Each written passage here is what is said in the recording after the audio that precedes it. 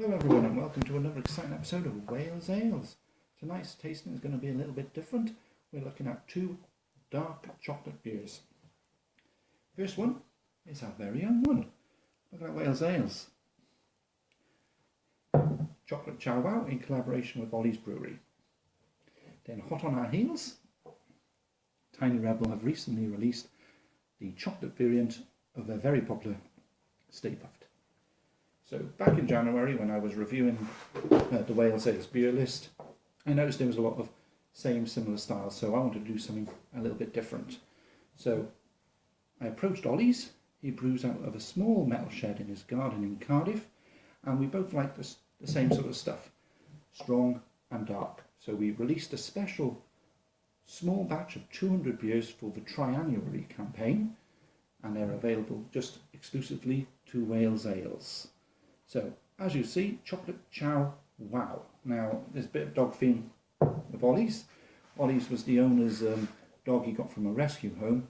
Unfortunately, Ollie is no longer with us, but he lives on the labels of the beers. So, that's not a bad legacy. So, we were going to call it Chow Chow, after those fluffy Chinese dogs. But when we tasted it and we opened it up, our first words were, wow. So we played a little pun on that. So what we got here is a strong and assertive stout coming in at 7%. Now, slight difference with Tiny Rebel. Stay Puft is a marshmallow porter, and this is their chocolate variety of it. So I imagine that will be a lot sweeter. That's coming in at 5.2%. So let's have a look at Chow Wow. Already opening that there. You can smell the chocolate coming out of a bottle. Very, very prominent.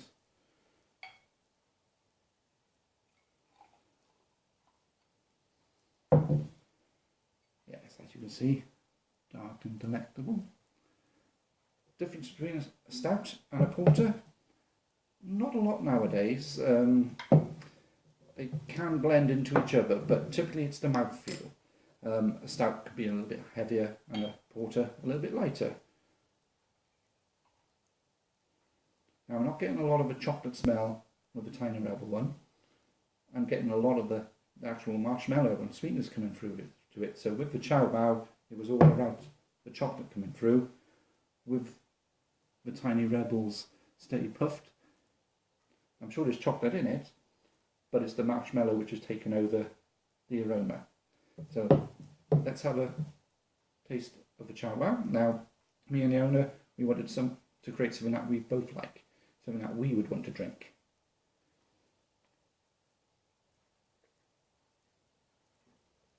Ah, it's lovely. There's a sort of like a dark chocolate bitterness coming through on that. It's nice and full bodied, but not too heavy. The chocolate carries through within the taste as well, with a nice long lingering aftertaste. Very pleased with how that's turned out. Now the Tiny Rebel one, yeah, the marshmallow is straight up the nose there. Yeah, I was spot on with my assumptions there. Much lighter. It's actually quite a dry sort of taste with that, and there's a lot of sweetness coming through on that. To tell you the truth, I don't know whether or not it's in comparison with the Chow Wow, which is quite prominent with chocolate, but I'm not picking up a lot of the chocolate with the Stay Puft. Not to say it's not a nice drink, it's really lovely, but it's more marshmallow to it than the chocolate. I'd say when I did the Imperial Puft, I thought they knocked it out of the park. That was brilliant.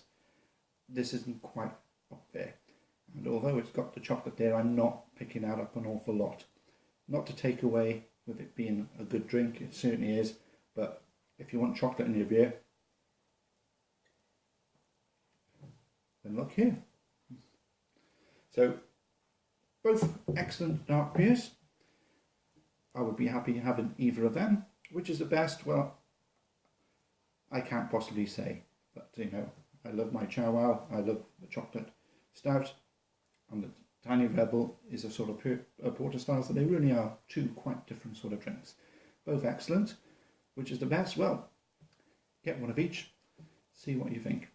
Thank you very much for tuning in to Wales Ales.